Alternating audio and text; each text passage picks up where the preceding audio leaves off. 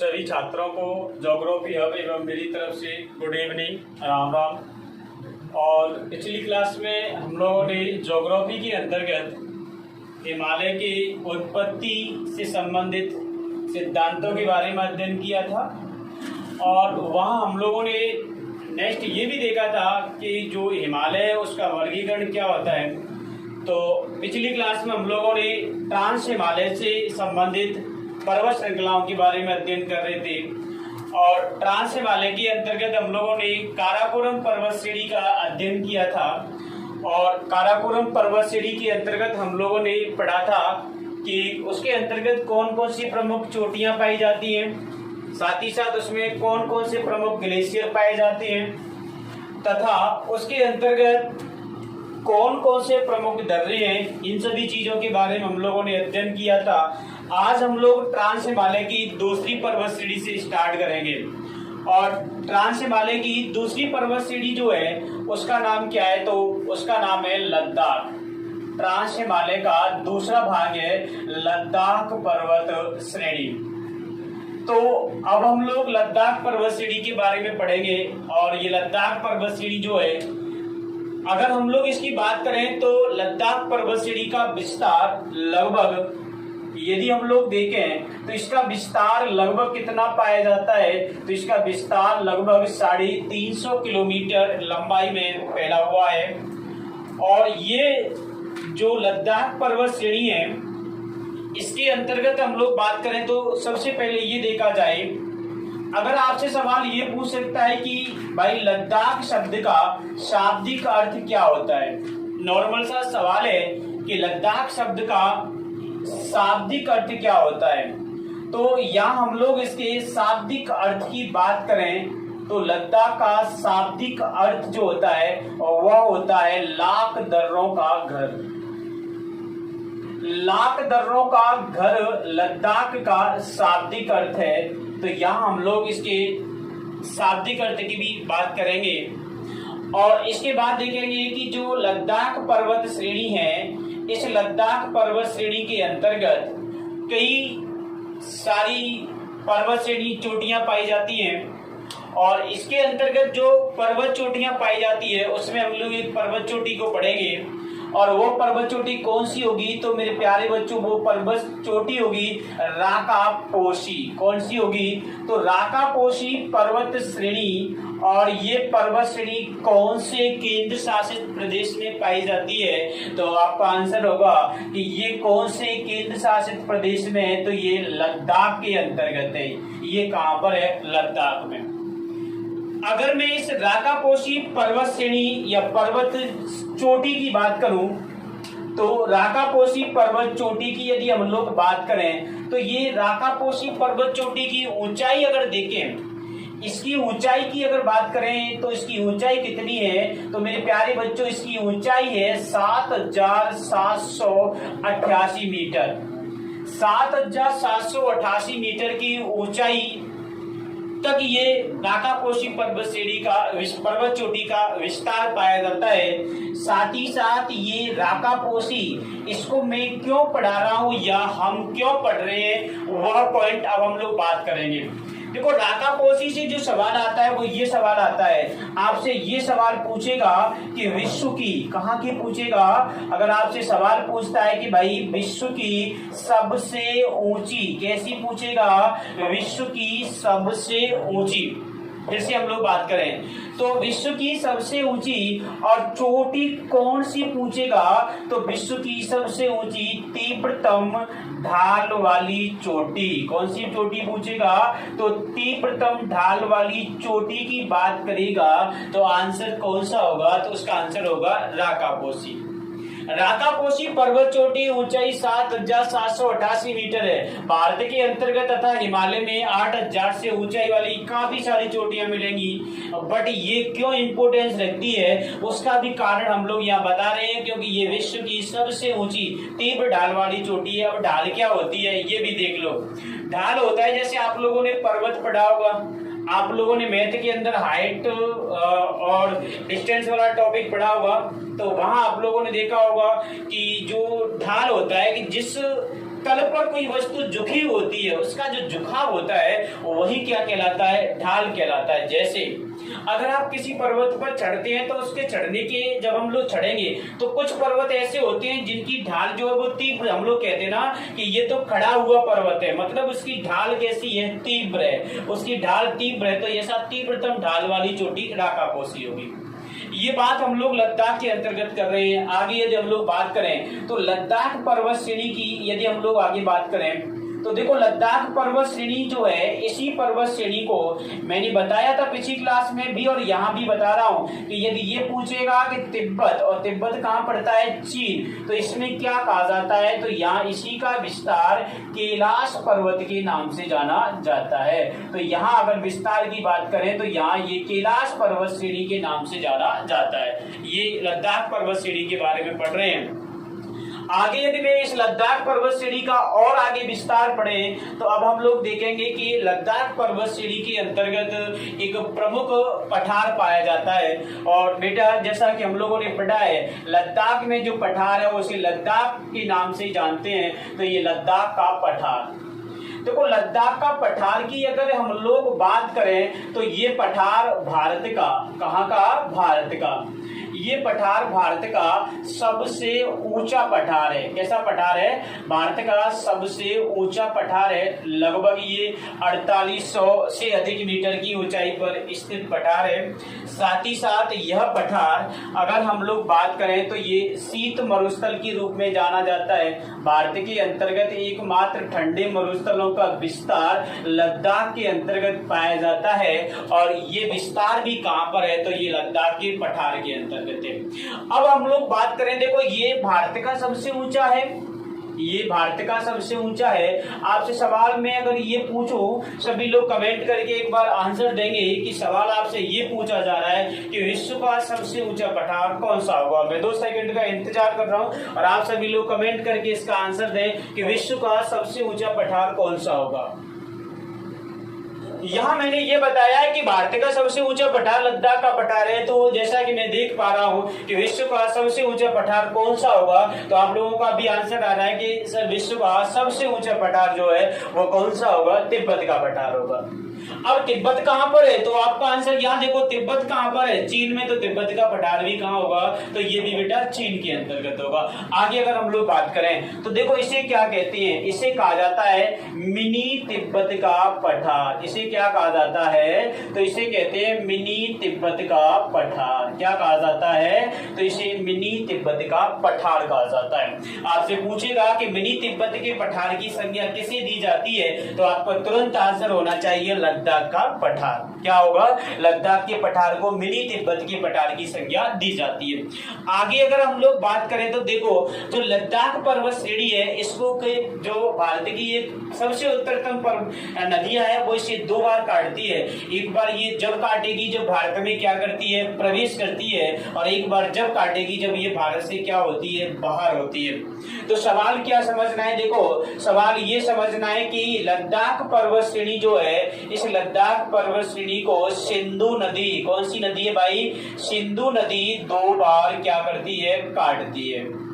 अरे इस लद्दाख पर्वत श्रेणी को 2 बार कौन सी नदी काटेगी, तो आंसर होगा सिंधु नदी। कौन सा आंसर होगा, सिंधु नदी। और यदि हम लोग बात करें कि लद्दाख पर्वत श्रेणी जो है, ये पर्वत श्रेणी काराकोरम, कौन सी की बात कर रहे हैं, अभी पढ़ी थी हम लोगों ने पिछली क्लास में ही कि ये काराकोरम पर्वत श्रेणी के दक्षिण में, कहां पर भाई, तो ये काराकोरम पर्वत श्रेणी के दक्षिण में। और आगे क्या जोड़ेंगे, तो आगे ये भी देखेंगे समानांतर रूप से विस्तृत है। कैसी है ये, तो ये काराकोरम पर्वत श्रेणी के दक्षिण में समानांतर रूप से फैली हुई पर्वत श्रेणी है और नाम क्या है उसका, लद्दाख पर्वत श्रेणी।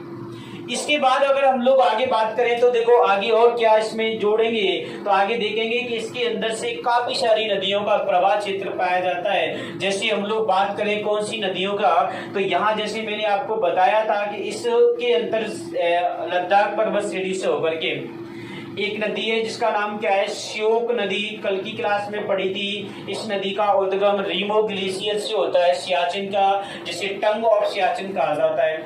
वहीं सियाचिन से निकलने वाली भी एक नदी प्रवाहित होती है और उसे क्या कहा जाता है, तो उस नदी को कहा जाता है, अगर हम लोग बात करें तो नुब्रा। कौन सी नदी कहते हैं? नुब्रा नदी कहा जाता है। तो ये सभी नदियां लद्दाख पर्वत श्रेणी से होकर के प्रवाहित होती हैं। साथ ही साथ हम लोग बात करें कि इस लद्दाख के अंतर्गत काफी सारी घाटियों का विस्तार पाया जाता है। अगला हम लोग घाटियों की बात करेंगे। देखो, लद्दाख श्रेणी में पाई जाने वाली प्रमुख घाटियां कौन कौन सी हैं मेरे प्यारे बच्चों? तो यहाँ प्रमुख घाटियों में हम लोग किन किन को शामिल कर सकते हैं? तो मैं कुछ घाटियों के नाम आपको बता रहा हूँ। जैसे अगर हम लोग बात करें, इसके अंतर्गत एक घाटी पाई जाती है, उसे कहते हैं पूर्णा घाटी। कौन सी घाटी होगी? पूर्णा घाटी। इसके बाद नुब्रा नदी के द्वारा बनाई जाने वाली नुब्रा घाटी। कौन सी घाटी होगी? नुब्रा घाटी। आवाज नहीं आई आप लोगों की? बोला करो। एक तो कौन सी होगी? पूर्णा घाटी। सभी की आवाज आनी चाहिए ना। काफी के आए सभी लोग, शाम का समय है तो यहाँ सभी आपकी आवाज मेरे तक आनी चाहिए। मुझे ऐसा लगना चाहिए कि आप लोग ऑफलाइन क्लास की तरह ही ऑनलाइन क्लास को एंजॉय के साथ पढ़ रहे हैं। ऐसा प्रतीत नहीं होना चाहिए कि आप लोग इसको बोरिंग टाइम में पढ़ रहे हैं ना। तो जोश और जुनून के साथ सारी कार्यों को छोड़ करके इस समय आप सिर्फ और सिर्फ इस क्लास पर ध्यान दिया करो। जो हम लोग पढ़ा रहे हैं इस समय पर, उस पर ध्यान दो। तो पूर्णा घाटी और नुब्रा घाटी, ऐसा लगना चाहिए कि वाकई में घर के अंदर कमरे में भी कोई क्लास चल रही है ऑफलाइन की तरह। तो पूर्णा घाटी, नुब्रा घाटी। इसके बाद देखो और कौन सी घाटी होगी? तो इसके बाद मेरे प्यारे छात्रों, घाटी का नाम है गलवान घाटी। कौन सी घाटी होगी? गलवान घाटी। मैंने इससे पहले 2 बार पढ़ा चुका हूँ गलवान घाटी को। कल के लेक्चर में भी पढ़ाया था और उससे पहले भारत और चीन के मध्य अंतरराष्ट्रीय विवादों में भी गलवान घाटी के बारे में जिक्र किया था। और ये गलवान घाटी जो है, इसका निर्माण किसके द्वारा किया जाता है? तो याद रखना, इसका निर्माण श्योक नदी के द्वारा किया जाता है। अभी 2020 में गलवान घाटी विवाद भारत और चीन के मध्य आपने देखा होगा। इसके बाद आगे देखें तो आगे हम लोग बात करेंगे और कौन सी घाटी होगी? आगे घाटी होगी सचर गैप घाटी। कौन सी घाटी है? सचर गैप घाटी। देखो, ये सभी घाटियां किसके अंतर्गत हैं? तो मैं बात कर रहा हूं कौन सी? लद्दाख पर्वत श्रेणी की। किसकी बात कर रहे हैं हम लोग? लद्दाख पर्वत श्रेणी की बात कर रहे हैं। अब देखो, ये तो थी लद्दाख पर्वत श्रेणी। कौन सी पर्वत श्रेणी? लद्दाख। देखो, लद्दाख पर्वत श्रेणी का विस्तार 350 किलोमीटर की लंबाई में। लद्दाख शब्द का अर्थ लाख दर्रों का घर होगा। लद्दाख पर्वत श्रेणी को कौन सी नदी काटेगी? सिंधु नदी काटती है। इसके बाद लद्दाख पर्वत श्रेणी की सबसे ऊंची चोटी राकापोशी होगी। ऊंचाई 7,788 मीटर। उसके बाद ये विश्व की कैसी है? सबसे ऊंची। और इसकी विशेषता क्या है? तीव्र ढाल वाली। कैसी हो जाएगी? तीव्र। विश्व की सबसे ऊंची चोटी नहीं कह सकते इसको विश्व की सबसे ऊंची तीव्र ढाल वाली। इसके बाद तिब्बत में इसका विस्तार कैलाश पर्वत कहलाता है। काराकोरम के दक्षिण में कौन सी पर्वत श्रेणी समानांतर रूप से? लद्दाख आंसर होगा। इसके बाद लद्दाख का पठार कौन सी श्रेणी में? लद्दाख पर्वत श्रेणी में। भारत का सबसे ऊंचा पठार कौन सा होगा? लद्दाख। कैसा मरुस्थल है? शीत मरुस्थल। क्या कहलाता है? मिनी तिब्बत का पठार। क्या कहलाता है? मिनी तिब्बत का पठार। कौन कौन सी नदियां? श्योक और नुब्रा घाटियों में पूर्णा घाटी, नुब्रा घाटी, गलवान और सचर गैप, ये सारी घाटियां लद्दाख पर्वत श्रेणी के अंतर्गत पाई जाती हैं। जैसा कि ये सारी चीजें आप लोग समझ गए होंगे, तो आगे हम लोग बात करेंगे। तो ये लद्दाख पर्वत श्रेणी थी, ट्रांस हिमालय की दूसरी पर्वत श्रेणी। तीसरी पर्वत श्रेणी की हम लोग बात करेंगे। तो तीसरी पर्वत श्रेणी कौन सी है? तब तक आप लोग इसका स्क्रीनशॉट लें और एक बार कमेंट करके बताएं कि कौन सी तीसरी पर्वत श्रेणी है। तो इसका एक बार स्क्रीनशॉट लो या फिर लिख लें।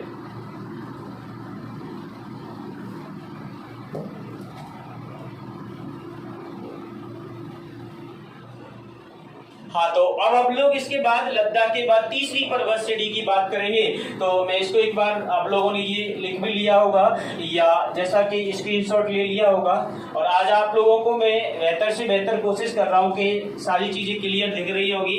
और शायद इंक की भी जो समस्या थी पिछली 1-2 क्लास में, कि जो ब्लू इंक वाला मार्कर था वो कम दिखता था, तो उसका मैं कम यूज करूंगा या फिर इंक के साथ ही यूज करेंगे। तो ये सारी समस्याएं आप लोग कमेंट करके बताया करो कि कौन कौन सी इसके अंदर आपको समस्या होती है। जैसे कि आपको अगर समस्याओं को बताएंगे तो मैं उनको अगली क्लास के अंदर बेहतर से बेहतर तरीके से समाधान करके और आपके लिए उपलब्ध कराऊंगा।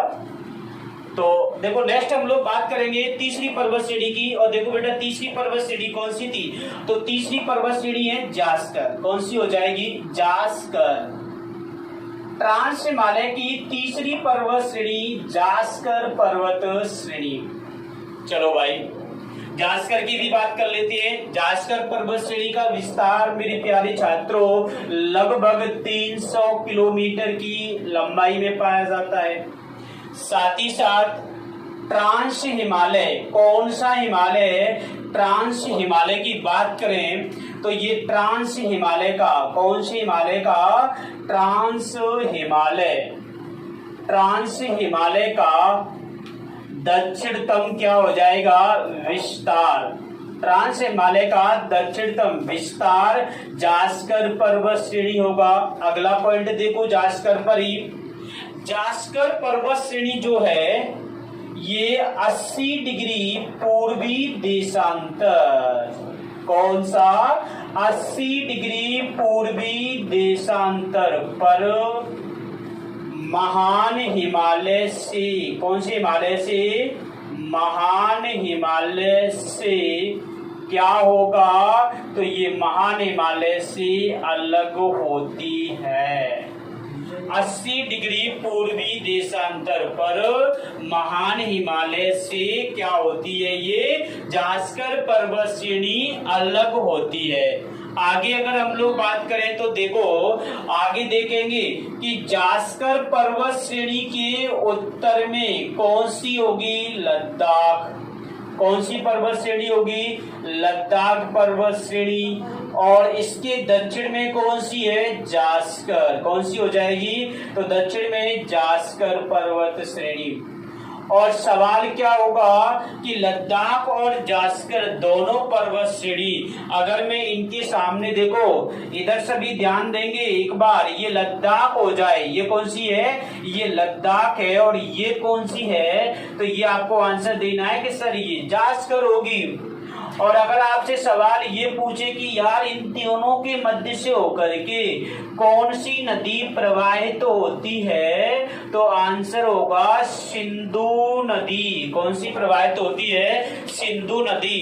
तो मैं क्या कहना चाह रहा हूं, मैं ये कहना चाह रहा हूं कि लद्दाख और जास्कर दोनों के मध्य, लद्दाख और जास्कर के मध्य से कौन सी नदी गुजरेगी, तो लद्दाख और जास्कर के मध्य से सिंधु नदी, कौन सी नदी, सिंधु नदी गुजरती है। कौन सी गुजरती है, सिंधु नदी गुजरती है। साथ ही साथ हम लोग यहाँ एक और पॉइंट की बात कर लेते हैं कि जब सिंधु नदी यहाँ से होके गुजरती है तो ये एक स्थान है, उसका नाम क्या है, लेह। क्या होगा, लेह नाम का स्थान है। तो ये कौन सी नदी के किनारे पर है, तो ये भी सिंधु नदी के किनारे पर है और लद्दाख और जास्कर के मध्य है। इस पर हम लोग बात करें तो देखो ये लेह जो है वो लद्दाख की क्या है, तो ये लद्दाख की राजधानी, क्या है भाई, राजधानी है। साथ ही साथ यहाँ भारत में, अरे भारत में न्यूनतम वर्षा, अरे भारत में न्यूनतम वर्षा कहाँ होती है, तो उसका भी आंसर क्या होगा, लेह होगा। और आपको क्या याद रखना है, तो यहाँ लेह के बारे में आगे हम लोग जैसे जैसे स्टेप में बढ़ेंगे तो और भी चीजों के बारे में भी बात करेंगे। तो ये लेह जो है वो भी यहीं पर स्थित है। इसके बाद देखो ये तीसरी पर्वत श्रेणी थी जास्कर, और यहाँ मैं एक आपको और पॉइंट बताता हूँ, और वो पॉइंट कौन सा है, तो इधर में आप लोग अपनी बुक्स में नोट डाल करके उसको लिख लेंगे, स्टार बना करके, जैसा आप करें उसे हाईलाइट करके लिख लें। उसका नाम क्या है, तो पहले मैं नाम बताता हूँ। इसे हम लोग इंडो सांगपो, इंडो ऐसे लिख लो इसको, इंडो सचर हाइजोन क्षेत्र कहा जाता है। इंडो सचर हाइजोन क्षेत्र के नाम से जाना जाता है, या इंडो सांगपो सचर जोन। और इंडो सचर जोन का मतलब क्या है, तो देखो यहाँ आपको याद क्या रखना है कि ये वो क्षेत्र है जहां ट्रांस हिमालय, कौन सा हिमालय, ट्रांस हिमालय तथा बृहत हिमालय अलग होते हैं, या ऐसे भी कह सकता है कि ट्रांस हिमालय को बृहत हिमालय से अलग कौन करता है? तो आंसर होगा इंडो सचर हाई जोन क्षेत्र, ये इन दोनों को अलग करने का कार्य करता है। तो ये हमारी जासकर पर्वत श्रेणी थी और इसी के साथ हमारा आज ट्रांस हिमालय जो था वो समाप्त हुआ। नेक्स्ट अभी हम लोग कंटिन्यू अगला पार्ट पढ़ेंगे इसका, और अगला पार्ट कौन सा होगा? तो जैसा आप लोग बताएंगे कि अगला पार्ट कौन सा होगा, तो ट्रांस हिमालय के बाद हिमालय का दूसरा भाग आएगा और उसका नाम मैंने यहाँ लिख भी दिया है, उसी का नाम क्या है? बृहत हिमालय होगा। कौन सा हिमालय होगा? बृहत हिमालय होगा। तो आप इसका एक बार स्क्रीनशॉट ले लो या फिर इसको आप लोग लिख भी लो। हाँ, तो अब हम लोग नेक्स्ट इसके बाद अगला पार्ट पढ़ेंगे हिमालय का, तो इसका आप लोगों ने स्क्रीनशॉट ले लिया होगा। चलो आगे अगर हम लोग बात करें कि ट्रांस हिमालय के बाद कौन सा पार्ट है, तो ट्रांस हिमालय के बाद एक बार हिमालय के वर्गीकरण को याद करो पिछली क्लास को। जैसे कि आप लोग जब क्लास लेने बैठते हैं तो पिछली क्लास के लिखे हुए को एक बार 5 मिनट पहले फ्री होकर के क्लास पढ़ने स्टार्ट कर लिया करो।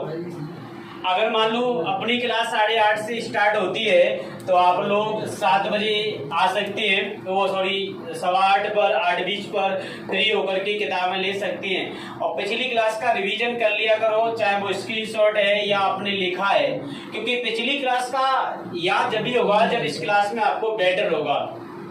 आप ये क्लास जब भी समझेंगे जब पिछली क्लास में कोई डाउट नहीं होगा। तो देखो नेक्स्ट हम लोग बात करें तो नेक्स्ट मेरे प्यारे छात्रों कौन सा पार्ट है, तो नेक्स्ट होगा महान हिमालय। कौन सा हो जाएगा? महान हिमालय। अब देखो महान हिमालय के बारे में हम लोग बात करें तो पहले तो हम लोग यही देख लेते हैं कि महान हिमालय के और कौन कौन से नाम हैं। अरे इसे और किन किन नामों से जाना जाता है? तो देखो महान हिमालय को ही हम लोग यदि बात करें तो इसी को बृहत हिमालय कहते हैं। कौन सा हिमालय कहते हैं? तो इसी को मेरे प्यारे छात्रों बृहत हिमालय के नाम से भी जाना जाता है। सेकंड बात करें इसी महान हिमालय का और क्या नाम है, तो ये महान हिमालय को ही हम लोग आंतरिक हिमालय कहते हैं। कौन सा हिमालय कहते हैं? तो ये हिमालय का आंतरिक भाग है, इसलिए इसको आंतरिक हिमालय के नाम से भी जाना जाता है। और इसे क्या कहते हैं? तो और इसको हम लोग किस नाम से जानते हैं? तो और इस हिमालय को हिमाद्री भी कहते हैं। हिम धन आद्री संधि विच्छेद। हिमाद्री का मतलब होता है कि वह क्षेत्र जहां अधिकांश समय में बर्फ बढ़ती रहती है। ये हिमालय के सबसे ऊंचे क्षेत्रों में से एक क्षेत्र है और हिमालय की अधिकांश ऊंची ऊंची चोटियां इसी महान हिमालय के अंतर्गत आती है। और जब हिमालय के इस भाग में ऊंची ऊंची चोटियां आती है तो बर्फ भी ज्यादा होती होगी, और जब बर्फ ज्यादा होगी तो उसका जमाव होगा, और जमाव होने के कारण ही इसे हम लोग किस नाम से जानते हैं? हिमाद्री के नाम से। किस नाम से जानते हैं? तो ये मैंने महान हिमालय के कुछ नाम थे वो बताए थे।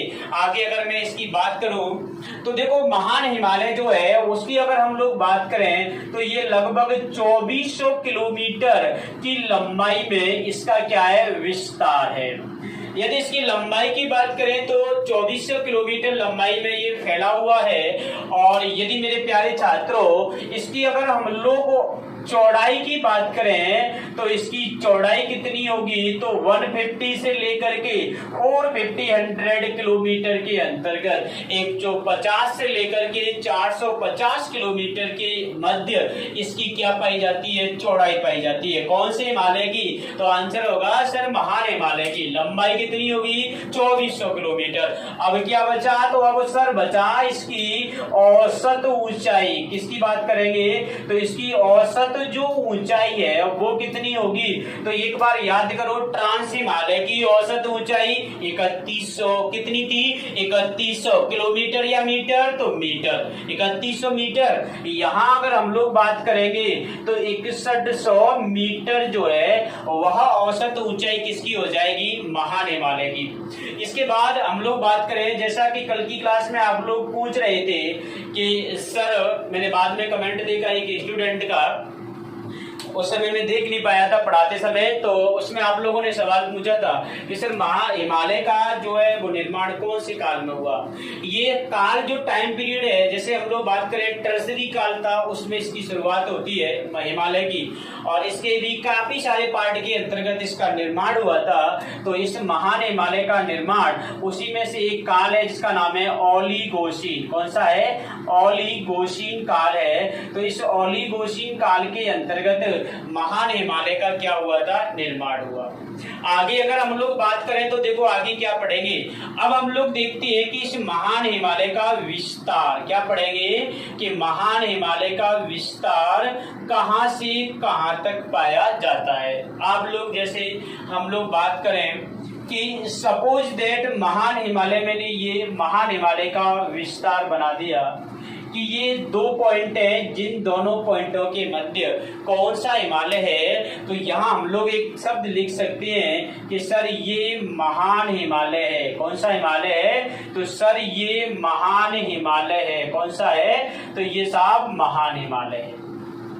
अब महान हिमालय का विस्तार ये दोनों पॉइंटों के मध्य स्थित है, ऐसा मैं कह रहा हूं। तो यहाँ पॉइंट की बात करें तो देखो इन दोनों पॉइंटों पर 2 चोटियां पाई जाती हैं। यहाँ भी एक चोटी है और यहाँ भी एक चोटी है। दोनों ही पॉइंटों पर ये चोटी या पर्वत श्रेणियां हैं। और यदि मैं इनके नाम की बात करूं कि ये दोनों पर्वत चोटियां कौन कौन सी हैं, तो ये पर्वत चोटी का नाम जो है उसे हम लोग क्या कहते हैं? तो इसे कहा जाता है नंगा पर्वत। कौन सा पर्वत है ये?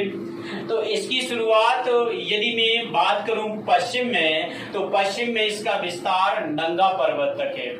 और यदि नंगा पर्वत से पूर्व में कहां तक होगा, तो यहाँ पर जो चोटी है या पर्वत श्रेणी है उसका नाम है नामचा वरवा। कौन सी होगी? तो नामचा वरवा। तो आपसे ये पूछेगा महान हिमालय का विस्तार है, आंसर क्या होगा? नंगा पर्वत से नामचा वरवा के मध्य। एक पॉइंट तो ये याद हो गया। अगला पॉइंट देखो क्या हो सकता है। अगला ये भी हो सकता है कि महान हिमालय का विस्तार है, आपसे ये राज्य दे सकता है, आपसे क्या दे सकता है? प्रदेश दे सकता है। तो यहाँ प्रदेश कौन सा होगा? तो यहाँ नंगा पर्वत कहाँ पर है? जम्मू कश्मीर। कहाँ पर होगा? जम्मू कश्मीर में। और जम्मू कश्मीर में भी कहाँ पर है? तो ये पड़ेगा पीओके। और पीओके की मैंने फुल फॉर्म आपको पहले बताई दी है। एक बार सभी इसकी कमेंट करके बताओ पीओके की क्या फुल फॉर्म है। नेक्स्ट में अभी आपको बताऊंगा। और नामचा वरवा कहां पर है? तो ये कहां पर होगा? तो नामचा वरवा याद रखना है अरुणाचल प्रदेश। तो आपसे राज्य या प्रदेशों से संबंधित सवाल पूछेगा तो प्रदेशों में महान हिमालय का विस्तार जम्मू कश्मीर से अरुणाचल प्रदेश के मध्य पाया जाता है, या चोटियों में नंगा पर्वत से नामचा वरवा के मध्य पाया जाता है। नेक्स्ट देखो और क्या पूछेगा। एक सवाल में ये भी कभी कभी आप लोग देखेंगे कि इन दोनों स्थानों से 2 नदियां क्या हैं? भारत से एक तो बाहर होती है और एक भारत के अंदर प्रवेश करती है। और ये देखें कि नंगा पर्वत के पास कौन सी नदी है? तो यहाँ आपको याद रखना है कि यहाँ कौन सी नदी है? सिंधु। कौन सी नदी हो जाएगी? सिंधु। और यदि नामचा वरवा के पास हम लोग बात करें तो यहाँ पर कौन सी नदी होगी? तो यहाँ नदी आपको याद रखनी है ब्रह्मपुत्र। कौन सी याद रखोगे? ब्रह्मपुत्र। और यहाँ ब्रह्मपुत्र को किस नाम से जानते हैं? तो यहाँ ब्रह्मपुत्र को मेरे यार या मेरे छात्र, यहाँ इसको ब्रह्मपुत्र को ध्यांग के नाम से जाना जाता है। तो ये इसके विस्तार से संबंधित तथ्य हैं। नंगा पर्वत से नामचा वरवा के मध्य, जम्मू कश्मीर से अरुणाचल प्रदेश के मध्य, सिंधु नदी से ब्रह्मपुत्र या ध्यांग नदी के मध्य। और अगर चौथा पॉइंट में और इसमें जोड़ूं तो चौथा पॉइंट और जोड़ लो भाई कि नंगा पर्वत के समीप जब सिंधु नदी भारत से बाहर जाती है तो गॉर्ज बनाएगी बुंजी। कौन सा गॉर्ज बनाती है? तो आपसे ये भी पूछे कि बुंजी गॉर्ज से और किसके मध्य? तो यहाँ पर गॉर्ज बनेगा कौन सा? दिहांग गॉर्ज। कौन सा गॉर्ज होगा? दिहांग गॉर्ज। तो इसके मध्य के हिमालय को भी किस नाम से जाना जाता है? तो मेरे प्यारे छात्रों, इसको हम लोग किस नाम से जानते हैं? महान हिमालय। 2400 किलोमीटर इसकी क्या है? लंबाई है। यह हिमालय का सबसे मुख्य पार्ट है। मैंने उत्पत्ति की समय एक चीज बताई थी कि जब हिमालय की उत्पत्ति हुई थी तब सबसे पहले महान हिमालय का निर्माण हुआ था। तो ये महान हिमालय की लंबाई और हिमालय की लंबाई लगभग दोनों बराबर हैं। कहीं कहीं पर ये 2400 तो हिमालय की 2500 लिखी मिल सकती है, बट मैक्सिमम जगहों पर एनसीईआरटी वगैरह में 2400 किलोमीटर ही बताई गई है। अब हम लोग यहाँ बात करें कि ये तो महान हिमालय है। आप लोग एक बार इमेजिनेशन करो चित्र को, भारत के नक्शे को, तो वहां हम लोग देखें कि जब इस महान हिमालय में और पश्चिम से अगर मैं इसकी बात करूं कि जो महान हिमालय है, इस महान हिमालय में पश्चिम से और किधर की ओर जाने पर? पूर्व की ओर जाने पर। पश्चिम से पूर्व की ओर जाने पर, पश्चिम से पूर्व की ओर जाने पर चौड़ाई में क्या परिवर्तन होता है? पश्चिम से पूरब की ओर जाने पर, जब पश्चिम से पूरब की ओर जाएं या जम्मू कश्मीर से अरुणाचल प्रदेश की ओर जाएं, तो जब इधर की ओर जाने पर महान हिमालय की जो चौड़ाई है उसमें कमी हो जाती है। क्या हो जाएगी? कमी होती जाती है। तो पश्चिम से पूरब की ओर जाने पर चौड़ाई में क्या होगी? तो चौड़ाई घटती है। कैसी होती है?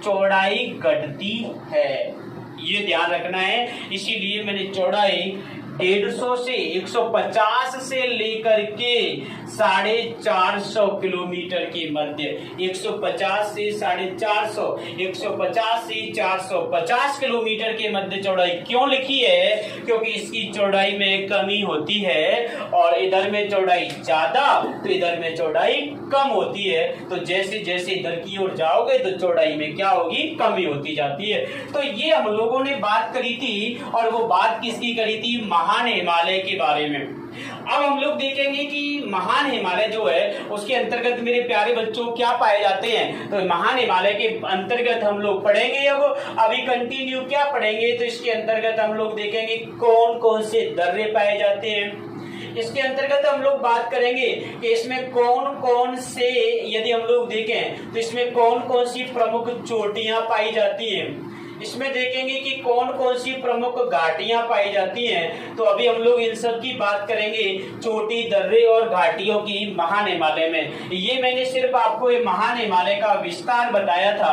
एक बार देख लो, नंगा पर्वत से नामचा बर्वा, सभी बोलेंगे एक बार, आवाज आनी चाहिए मेरे पास तक आप सभी लोगों की कि नंगा पर्वत से कहां तक होगी? नामचा बर्वा तक। जम्मू कश्मीर से अरुणाचल प्रदेश, सिंधु नदी से ब्रह्मपुत्र नदी, बुंजी गॉर्ज से दियांग गॉर्ज। लंबाई कितनी है? 2400। चौड़ाई कितनी है? 150 से 450 किलोमीटर। और अगर औसत ऊंचाई 6100 मीटर। और यदि हम लोग यहाँ बात करें कि पश्चिम से पूरब की ओर जाने पर चौड़ाई पर क्या असर पड़ता है, तो ये क्या होती जाती है? घटती जाती है। तो आप एक बार इसका स्क्रीनशॉट ले लो या लिख लो, उसके बाद हम लोग इसमें पाई जाने वाली प्रमुख चोटियों की बात करेंगे।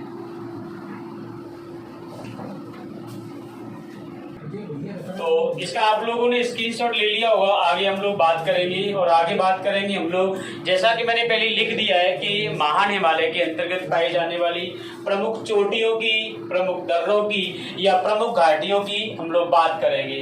तो यहाँ आप लोग बेटर से बेटर चीजें, और कोई भी अगर आपको समस्या है तो आप लोग उसको कमेंट के माध्यम से पूछ सकते हैं, तो उसको आपको सेटिस्फाई किया जाएगा यहीं पर। तो ये चीजें आप लोग ध्यान रखो। वैसे मैं बेहतर से बेहतर यही कोशिश करता हूँ कि सारी चीजों को मैं बिल्कुल आहिस्ता आहिस्ता समझाने की कोशिश करेंगे। आगे अगर हम लोग बात करें तो देखो, हम लोग हिमालय के बारे में पढ़ रहे हैं, और अभी तक हम लोगों ने जो क्लास में पढ़ी है उसमें से हिमालय के उत्पत्ति या वर्गीकरण की बात करी। अब देखो यहाँ महान हिमालय पढ़ रहे हैं, तो अभी हम लोगों ने देखा कि महान हिमालय का विस्तार कहां से कहां तक पाया जाता है, किन राज्यों के मध्य। नेक्स्ट हम लोग बात करेंगे कि महान हिमालय के अंतर्गत किसकी बात करेंगे, महान हिमालय की प्रमुख चोटियों की बात करेंगे। देखो महान हिमालय के अंतर्गत कौन कौन सी प्रमुख चोटियां पाई जाती हैं, इन चोटियों की एक बार हम लोग बात कर लेते हैं। और जैसा कि आप लोगों को पता भी होगा कि विश्व के अंतर्गत लगभग 94 ऊंची ऊंची चोटियां पाई जाती हैं, जिनकी ऊंचाई लगभग 7500 से या 8000 से अधिक ऊंची है। उसमें से 92 चोटियां इसी महान हिमालय या हिमालय के अंतर्गत पाई जाती हैं। आज हम लोग बात कर रहे हैं महान हिमालय की प्रमुख चोटियों की। देखो अभी हम लोगों ने पढ़ा था, और क्या पढ़ा था कि महान हिमालय का विस्तार मुख्य रूप से 2 पर्वत चोटियों के मध्य पाया जाता है। कौन कौन सी प्रमुख चोटियां होंगी, देखो भाई, एक पर्वत चोटी जो थी उसका नाम क्या था, तो उसका नाम था नंगा पर्वत। कौन सा पर्वत था, नंगा पर्वत। और ये पर्वत जो है वो कहां पर है, पीओके। और पीओके की फुल फॉर्म मैंने भी बताई थी, पाक ऑक्युपाइड कश्मीर या पाक अधिकृत कश्मीर। और इसके बारे में मैंने आपको पढ़ाया भी था जब भारत पाकिस्तान अंतरराष्ट्रीय विवाद पड़े थे, उस समय पर ये सारी चीजें हम लोगों ने पढ़ी थी। अब देखो ये जो पीओके है, इस पीओके के अंतर्गत हम लोग बात करेंगे कि ये कहां पर है, तो ये जम्मू कश्मीर के अंतर्गत है। आगे अगर हम लोग बात करें तो जैसा कि ये चोटी अभी हम लोगों ने पढ़ी थी, और ये कौन सी थी, तो ये मेरे प्यारे छात्रों नामचा वरवा। कौन सी थी ये, नामचा वरवा के नाम से जाना जाता है इसे। और नामचा वरवा जो है, अगर ये राज्य की बात करें तो ये राज्य भी हम लोगों ने अभी बात की, कौन सा था, तो ये राज्य भी कौन सा था, अरुणाचल प्रदेश। कौन सा था, अरुणाचल प्रदेश। तो ये दोनों पर्वत चोटियों के मध्य का जो क्षेत्र है उसी को हम लोग किस नाम से जानते हैं, तो उसी को हम लोग महान हिमालय के नाम से जाना जाता है। अब हम लोग यहाँ बात कर रहे हैं कि इसके अंतर्गत कौन कौन सी प्रमुख चोटियां पाई जाती हैं। तो आप सभी लोग एक बार इधर ध्यान देंगे, और जो क्लास है उसको हमारी को अधिक से अधिक आप लोग शेयर, सब्सक्राइब और लाइक करें, और बाकी का इधर सभी लोगों का ध्यान होना चाहिए। देखो यहाँ मैं चोटियों की बात करूं तो महान हिमालय में एक चोटी है, जिस चोटी का देखो हम लोग बात करेंगे कौन सी चोटी है। ये चोटी है जिस चोटी का नाम है माउंट एवरेस्ट। कौन सी चोटी है, तो ये चोटी है, ये माउंट एवरेस्ट। देखो माउंट एवरेस्ट की जब हम लोग बात करें तो माउंट एवरेस्ट विश्व की सबसे ऊंची पर्वत चोटी है। यहाँ मैं एक पॉइंट लिख सकता हूँ कि ये माउंट एवरेस्ट विश्व की सर्वोच्च चोटी क्या हो जाएगी, चोटी। विश्व की सर्वोच्च या सबसे ऊंची चोटी है माउंट एवरेस्ट। और माउंट एवरेस्ट के बारे में देखें, अगला पॉइंट क्या देखेंगे, तो इसकी ऊंचाई आप लोगों ने पढ़ी होगी, या तो 8048 या वर्तमान में कहीं कहीं पर 8850 मीटर भी लिखा मिलेगा। अब आपसे मैं एक नॉर्मल सा सवाल पूछूं तो आप लोग बताएंगे कि ये 8848 या 50, 2 मीटर का अंतर जो है वो क्यों है, ऐसा क्या कारण है कि 8848 मीटर या 8850 मीटर और इस ऊंचाई को लिखा जाता है। तो इसके बारे में मैं आप लोगों को एक तथ्य बताता हूं कि जो हम लोगों ने हिमालय की उत्पत्ति के दौरान एक सिद्धांत पढ़ा था, और वो सिद्धांत कौन सा था मेरे प्यारे बच्चों, तो वो सिद्धांत था प्लेट टेक्टोनिक थ्योरी। कौन सी थ्योरी थी, प्लेट टेक्टोनिक थ्योरी थी। और ये थ्योरी हम लोगों ने हिमालय की उत्पत्ति के समय पढ़ी थी। और ये थ्योरी जो है ये बताती है कि वर्तमान में भी इंडो ऑस्ट्रेलियन प्लेट या भारत की प्रायद्वीपीय प्लेट है, वह प्लेट 5 सेंटीमीटर प्रति वर्ष की गति से 5 सेंटीमीटर प्रति वर्ष की गति से आज भी ये क्या कर रही है, तो ये उत्तर पूर्व की ओर बढ़ रही है। और इसके बढ़ने के कारण ही हिमालय की ये ऊंचाइयों में क्या देखने को मिलता है, हमें अंतर दिखाई देता है। अब हम लोग बात करें देखो माउंट एवरेस्ट के बारे में, तो माउंट एवरेस्ट के बारे में देखो 2 तथ्यों की बात करेंगे। 2 तथ्यों में कौन कौन से तथ्यों की बात करेंगे हम लोग, तो पहला तथ्य देखो पहला तथ्य हम लोग देखेंगे कि नेपाल के अंतर्गत इसका नाम क्या है।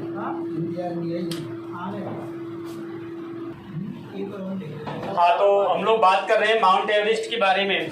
देखो, माउंट एवरेस्ट को नेपाल के अंतर्गत किस नाम से जाना जाता है, और एक बार हम लोग बात करेंगे कि माउंट एवरेस्ट को तिब्बत या चीन, तिब्बत किसका प्रांत है, चीन का प्रांत है, तो इसे चीन के अंतर्गत किस नाम से जाना जाता है। माउंट एवरेस्ट शब्द जो है ये हम लोग बात करें तो ये इसका एक इंग्लिश वर्ड्स है जो मुख्य रूप से इसके लिए यूज किया जाता है, लेकिन जब हम लोग इसको नेपाल में देखेंगे तो नेपाल के अंतर्गत इसे किस नाम से जानते हैं, तो नेपाल में इसे सागर माता के नाम से जाना जाता है।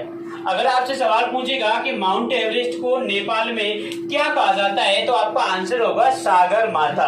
और अगर सागर माता के अलावा भी कोई नाम है तो देखो, अभी कुछ समय पहले इसका एक और नाम निकल के आया है, और वो नाम क्या है, तो इसी को कुछ जगहों पर हम लोगों ने पढ़ा है कि इसे गौरी शंकर के नाम से भी जाना जाता है। तो ये दोनों नाम जो है वो नेपाल के अंतर्गत माउंट एवरेस्ट को जाना जाता है। यदि मैं यही बात करूं तिब्बत के बारे में, तो तिब्बत या चीन के अंतर्गत देखो, चीन की जो भाषा है उसके अंतर्गत हमको याद रखना है कि जो वर्ड्स नाक के दम पर बोले जाते हैं, नाक के स्वर से बोले जाते हैं, लगभग वो सभी शब्द या तो चीनी भाषा के होंगे या उससे लिंकेड जो देश होंगे उनसे संबंधित होंगे। जैसे हम लोग बात करें यहाँ माउंट एवरेस्ट को, तो देखो यहाँ माउंट एवरेस्ट को भी हम लोग किस नाम से जानेंगे, तो यहाँ माउंट एवरेस्ट को चोमा लुंगम के नाम से जाना जाता है।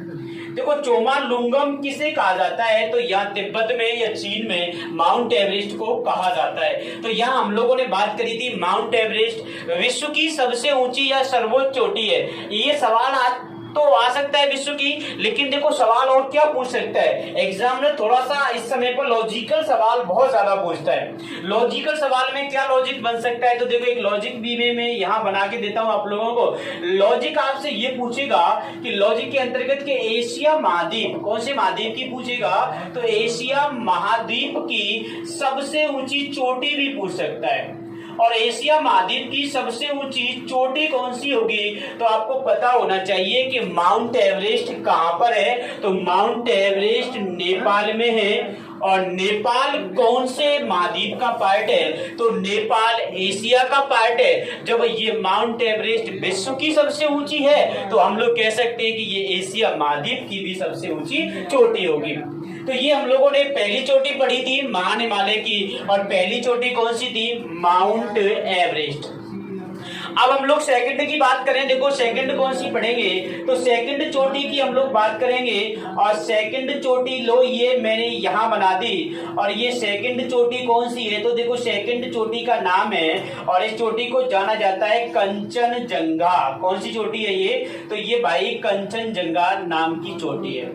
सबसे पहले हम लोग बात करेंगे कि ये कंचनजंगा चोटी जो है ये कौन से राज्य में, कौन से देश में स्थित है। क्या ये भारत में है, तो फिर भारत में होगी, तो भारत के कौन से राज्य में, यदि भारत में नहीं है तो फिर कौन से देश में है, दोनों में से कौन सी कंडीशन इसके साथ फॉलो होती है उसकी हम लोग बात करें तो देखो कंचनजंगा चोटी जो है ये कहाँ पड़ेगी, तो ये पड़ेगी सिक्किम के अंतर्गत। कहाँ पड़ेगी, सिक्किम। और आपने पढ़ा है कि सिक्किम जो है ये भारत का क्या है, तो ये भारत का एक राज्य है। तो सिक्किम के अंतर्गत कंचनजंगा है, और कंचनजंगा की ऊंचाई की बात करें तो 8,598 मीटर इसकी क्या है, ऊंचाई है। इससे पहले हम लोगों ने एक चोटी पढ़ी थी, एक बार याद करो आप लोग, ट्रांस हिमालय की काराकोरम वाले पार्ट को, और वहां हम लोगों ने चोटी कौन सी पढ़ी थी, तो वहां मैंने चोटी पढ़ाई थी मेरे प्यारे छात्रों, और वो पढ़ाई थी गॉडविन ऑस्टिन। कौन सी पढ़ाई थी, गॉडविन ऑस्टिन या K2। और इस गॉडविन ऑस्टिन या K2 की ऊंचाई की बात करें तो ये ऊंचाई कितनी थी, 8,611 मीटर। यहाँ मैंने एक लाइन भी लिखाई थी आप लोगों को कि ये भारत की सबसे ऊंची चोटी थी। कैसी थी ये, भारत की सबसे ऊंची थी, लेकिन कौन से पार्ट में थी ये, पाक अधिकृत कश्मीर। और मैंने बताया था पाक अधिकृत कश्मीर पूर्णतः भारत का नहीं है। इसके बाद सबसे ऊंची भारत में कौन सी आएगी, कंचनजंगा 8,598। तो यहाँ हम लोग एक शब्द जोड़ सकते हैं और क्या कह सकते हैं कि भाई ये यहाँ पर ये कहा जा सकता है कि हिमालय की, किसकी भाई, हिमालय की कहां पर स्थित? पूर्णतः भारत में। उस दिन याद करो मैंने ये लाइन छोड़ी थी, मैंने कहा था महान हिमालय में, इसको हम लोग फोकस करेंगे। हिमालय की पूर्णतः भारत में, हिमालय की पूर्णतः भारत में स्थित सबसे ऊंची चोटी, मैंने वहां ये लाइन लिख करके और क्वेश्चन मार्क चिन्ह लगा करके छोड़ा था क्लास में, और मैंने कहा था कि इसके बारे में हम लोग महान हिमालय में बात करेंगे। वही बात हम लोग कर रहे थे, वो हिमालय की पूर्णतः भारत में। और ये शब्द मैंने उस दिन समझाया था कि पूर्णतः का मतलब क्या होता है कि भारत का वह क्षेत्र जहां भारत के द्वारा बनाए हुए नियम और कानून, रूल्स एंड रेगुलेशन क्या होते हैं, लागू होते हैं। हाँ, तो ये हम लोग कंचनजंगा के बारे में बात कर रहे थे। नेक्स्ट हम लोग देखेंगे तो अगली चोटी पढ़ेंगे, और अगली चोटी कौन सी होगी? तो अगली चोटी है नंदा देवी। और नंदा देवी जो है ये कहाँ पड़ेगी? तो ये चमोली जिला उत्तराखंड के अंतर्गत स्थित है। और नंदा देवी की हम लोग बात करें तो इस नंदा देवी चोटी पर राजस्थान पुलिस 2018 के एग्जाम में सवाल पूछा गया था। और नंदा देवी की ऊंचाई 7,817 मीटर है। सवाल क्या था इस पे? तो सवाल था हिमालय की पूर्णतः भारत में, हिमालय की पूर्णतः भारत में स्थित, हिमालय की पूर्णतः भारत में स्थित दूसरी सर्वोच्च चोटी। तो आपको ये याद रखना है नंदा देवी के बारे में। नेक्स्ट हम लोग बात करें तो इधर आपको एक चोटी दिख रही होगी, चोटी का नाम है नंगा पर्वत। 8,126 मीटर ऊंचाई है इसकी, और ये पीओके या जम्मू कश्मीर में, इसलिए ये पाक अधिकृत कश्मीर में स्थित है। यह भारत की तीसरी सबसे ऊंची चोटी हो जाएगी। इसके बाद एक चोटी हम लोग यहाँ देखें तो ये नामचा बरवा है, 7,756 मीटर ऊंची है अरुणाचल प्रदेश में। और इस पहाड़ी से अगर हम लोग बात करें तो यहाँ से ब्रह्मपुत्र नदी भारत में क्या करती है? तो ब्रह्मपुत्र नदी भारत में प्रवेश करती है इसी चोटी के पास से। आगे अगर हम लोग बात करें तो आगे और भी काफी सारी चोटियां हैं। जैसे हम लोग यहाँ देखें तो नेपाल के अंतर्गत एक चोटी है, और इस चोटी का नाम क्या है? तो इस चोटी का नाम है धौली। अगर इस चोटी को हम लोग बात करें तो नेपाल के अंतर्गत जैसे एक चोटी है, इसका नाम है मकालू। मकालू ये कहां पर है? तो ये नेपाल में है। इसके बाद हम लोग देखें तो इसके बाद एक चोटी और है नेपाल में, और उस चोटी का नाम है क्या है? तो इसका नाम है लहोत्से। ये भी नेपाल के अंतर्गत ही है। इसके अलावा कुछ चोटियां हम लोग बात करें तो उत्तराखंड में जैसे एक चोटी है उसका नाम है बद्रीनाथ, एक चोटी है उसका नाम है केदारनाथ। तो ये बद्रीनाथ और केदारनाथ की जो चोटियां हैं, ये चोटी दोनों कहां पर हैं? तो ये दोनों चोटियां उत्तराखंड के अंतर्गत हैं। ये सभी चोटी अगर हम लोग बात करें तो ये सभी चोटियां कहां पर है? महान हिमालय में। तो यहां हम लोग महान हिमालय में स्थित प्रमुख चोटियों की बात कर रहे थे। और महान हिमालय में स्थित प्रमुख चोटियों में जो प्रमुख चोटियां हैं उसमें हम लोगों ने देखा कि विश्व की सबसे ऊंची चोटी माउंट एवरेस्ट भी महान हिमालय के अंतर्गत है, जिसे नेपाल में सागर माता या गौरी शंकर, तिब्बत या चीन में चोमालुंगम कहा जाता है। इसी तरीके से हम लोगों ने ये सारी पर्वत चोटियों की बात की। कंचनजंगा, नंदा देवी। नंदा देवी के बारे में क्या था? तो ये हमारे भारत की दूसरी सबसे ऊंची चोटी है जो पूर्णतः भारत में स्थित है। बद्रीनाथ, उसके अलावा केदारनाथ, ये भी चोटियों की हम लोगों ने बात कर रही थी। अब देखो बद्रीनाथ, केदारनाथ और इसके अलावा नामचा बरवा चोटी जो कि अरुणाचल प्रदेश में, और इधर नंगा पर्वत जो कि पीओके जम्मू कश्मीर में। तो ये महान हिमालय की कुछ प्रमुख चोटियां थी, और इन चोटियों के बाद हम लोग बात करेंगे। तो आप एक बार इन चोटियों का स्क्रीनशॉट ले लें, उसके बाद नेक्स्ट हम लोग बात करते हैं।